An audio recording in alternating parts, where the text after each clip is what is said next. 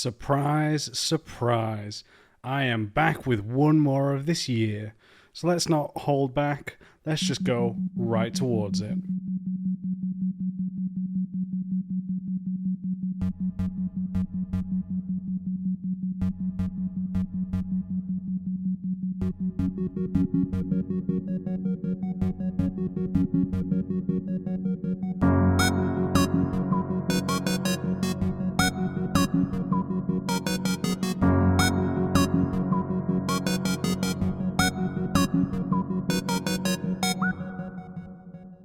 Hey everyone, I hope you're well, playing and making the games that you all love. You're joining me, your host, Max Pears, and I hope you're having an amazing time, whether it be morning, evening, night, whenever it is that you lovely people and gurus are listening to this show. So thank you very much for joining me. I do hope you all had a Merry Christmas. I had a few minutes and I just thought, you know what, I'm going to do one more kind of episode, round it out. This will be a short one, due to I have to record, edit, and just quickly put it out there. But I just want to give it out here, and also just like I said, hope that you all had an amazing time thus far, and you'll continue to have it, and that your loved ones are all safe. And that is the most important thing during these Christmas times, is that you're spending it with the people that you all love, and the fact that they are also all very safe.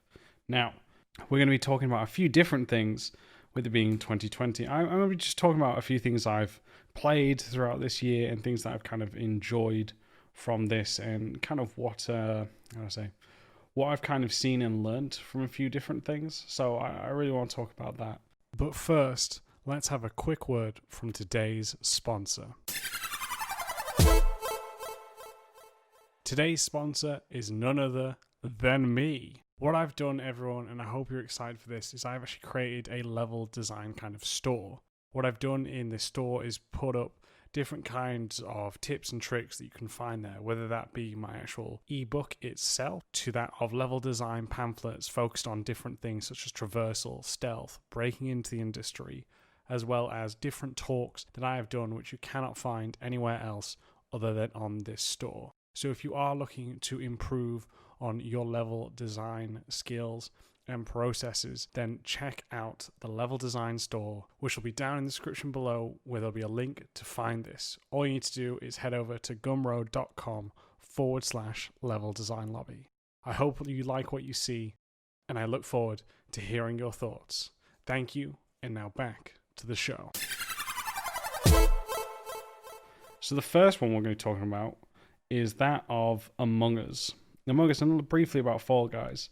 In this year of 2020, when obviously a lot of us are more kind of stuck at home, and our homes have become our own kind of prisons, a lot of people have been looking for ways to, communicate and socialize with their loved ones, right?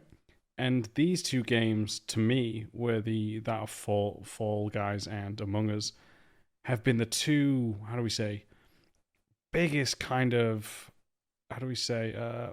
two kind of biggest games that I think have been important to communicating. There's other games as well, Smash Brothers, that kind of community.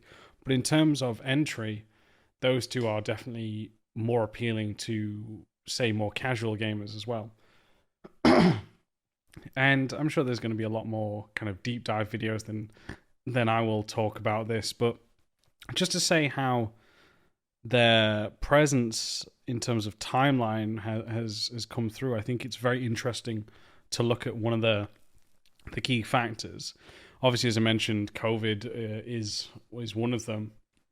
So what could be, say, the other factors? As I said, there's going to be probably more deep dives on the internet, but I just want to talk about the one that I've noticed, and I thought it was just an interesting point of view that I wanted to share with all of you amazing people.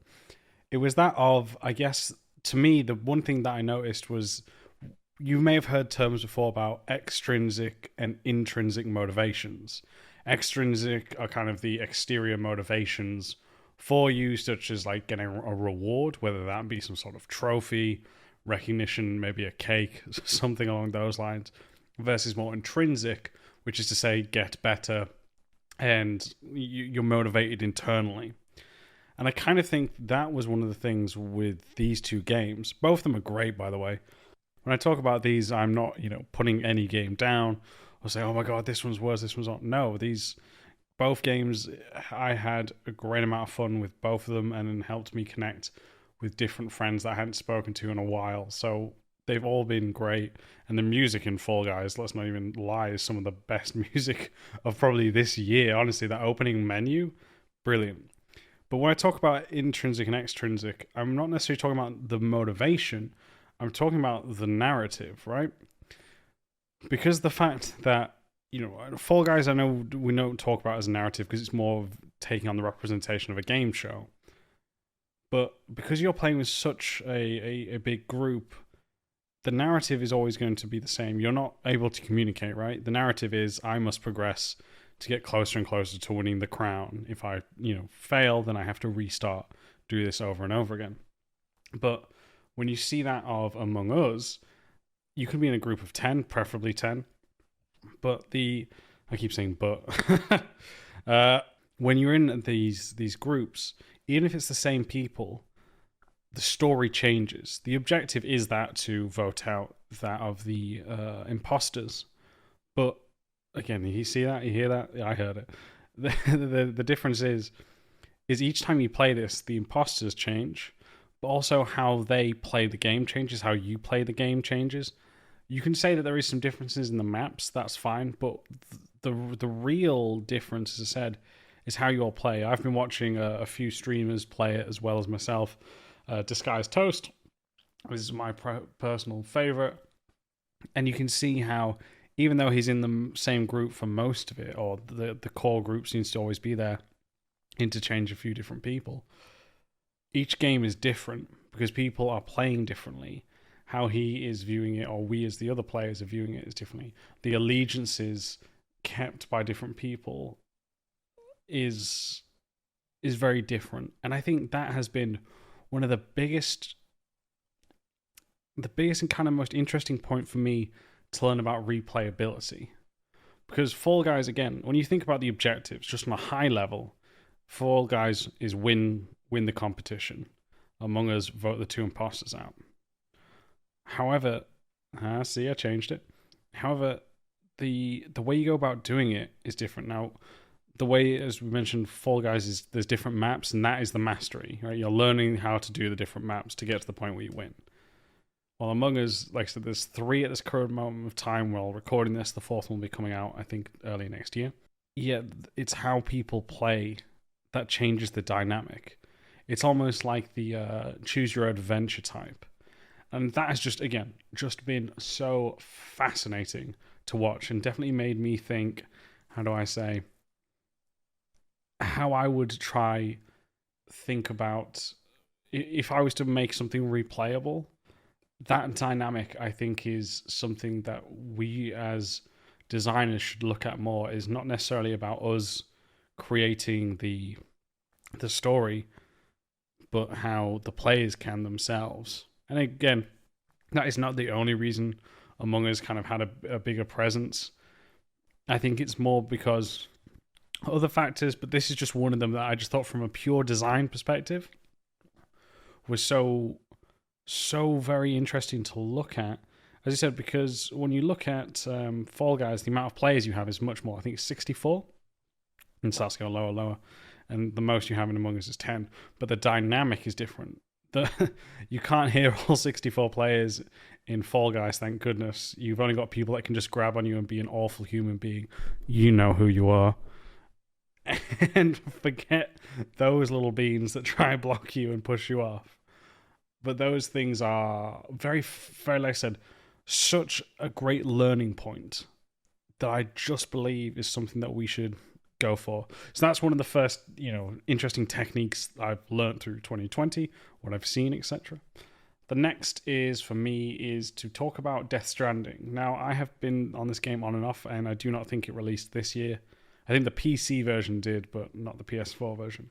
I am playing on PS4, and for the most part of my time off, I've actually been playing it. And I'll tell you what, I absolutely am really enjoying it. It's very lethargic. I think that's that word. I'm trying to increase my vocab here, everyone. because there isn't, as shall we say, as much combat, and until you unlock certain weapons, your only way to survive is really just peg it, just run and try get out. You can engage in hand to hand, but that can lead to other elements. But the whole loop of movement to me is so just wow. I went away around Poland just on walks, but also when I went to Scotland last year, I remember just walking and the amount of times I almost slipped over and fell in the mud more than I want. Luckily didn't. But the core loop of that, of your balance, you can get shifted off weight when you're walking, of movement, has definitely been, again, another really big interesting part of design of this year for me. How that the core loop is movement, and they keep you engaged by the fact that you have to find your balance. You can get knocked off if you pack yourself incorrectly or have too much weight. That can affect not only your movement speed, but how you sway. And these elements here. So to me, it's interesting. I saw a tweet. I can't remember who it was by. Let me just fish this one out, because I think... Let me just double check. Oh man, why is it coming up with all these names? It was by Baj Singh, who, for those of you who don't know, is a very lovely fella. He is the art director on the Total War Warhammer series at Creative Assembly. Very lovely dude. And he was mentioned how he was shocked at, say, it was the Shadow of Mordor Nemesis system hasn't been, how do we say, built upon, taken studies and move forward. And I replied that I was the same with the Gears of War reload mechanic. And I think in the sense, it's the same with the core loop of traversal with Death Stranding. That, to me, I think is a very cool idea, where, because as we all know, there is the joke of it being the postman simulator, but the core mechanic and core loop of everything, fantastic. Again, if you're going to know that what your core is, try push it. I think the one thing that the reason I'm partly doing this as well, is really looking at these design elements just to show how we, in a sense, take things for granted, right? In terms of, we just think that's the way that they should go. So that's another one. Really look at that and just use it as a core. The second one, I'm talking a bit about this just to expand on it, is when you remember the original Resident Evil load screens on PlayStation, and some of you might not, but do just find that on YouTube, they were constrained by tech limits, right? That's what was constraining them. But it was the fact that, how do we say it? It was the fact that you would go into the loading screen and a door would creak open, or it would go upstairs, then the door would open. So perfect for creating tension.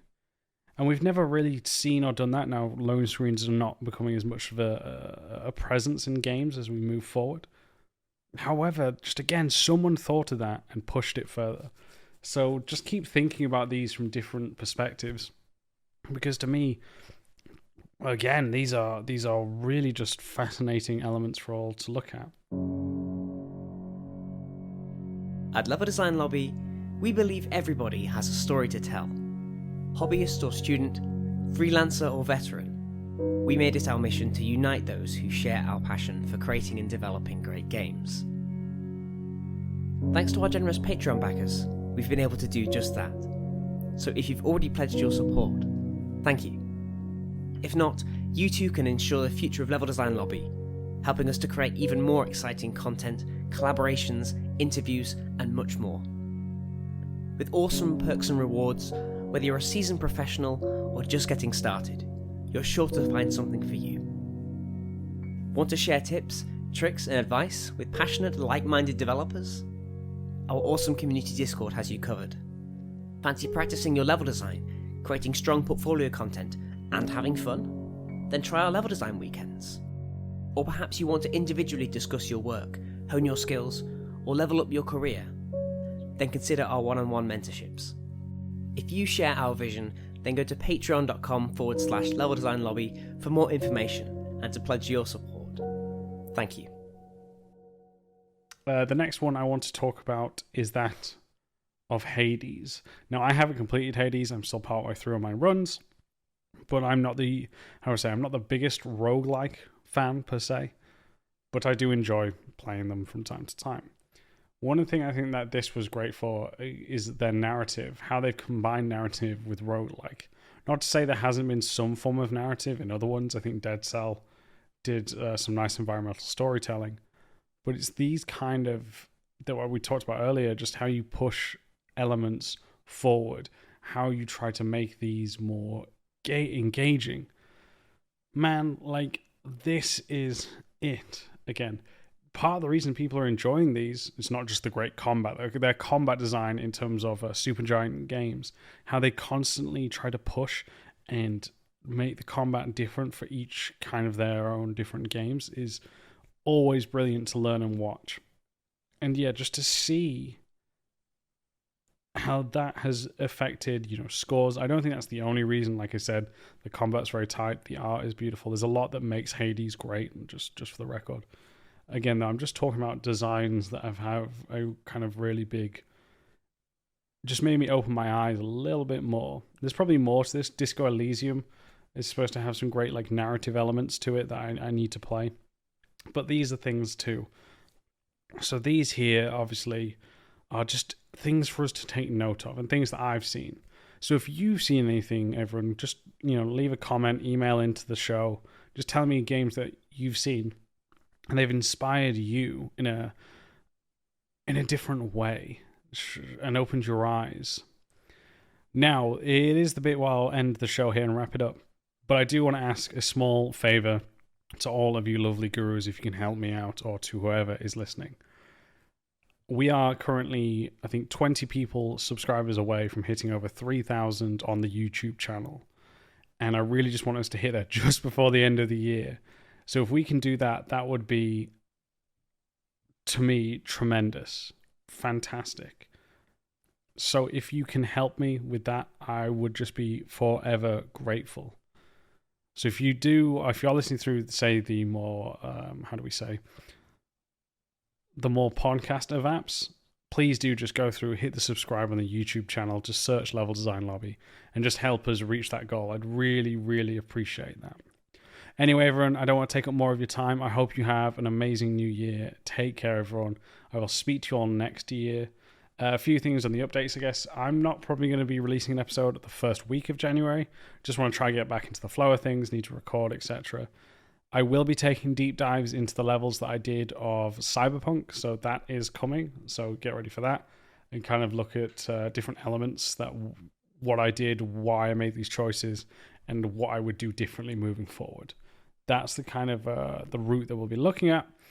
And yes, I have been working on a Spider-Man level. I'm currently going to be working on the 2D maps. So the stream is going to be coming back, breaking these down. So I'm very, very excited for that. I tried to stream, but I sounded robotic. That's because I have a 770 in my PC, and my PC is almost like a decade old. So like many of you, I'm still waiting on the 380 to be able to stream there. So I'll have to use another mic to get this one done. And yes, the book is in the final stages now of the writing being reviewed. And then we'll be moving on to getting the art and putting the book together. So the art will take a little bit. We're still aiming for February, March time. And we've been going at an incredible speed. So we're very excited with what we've got this far.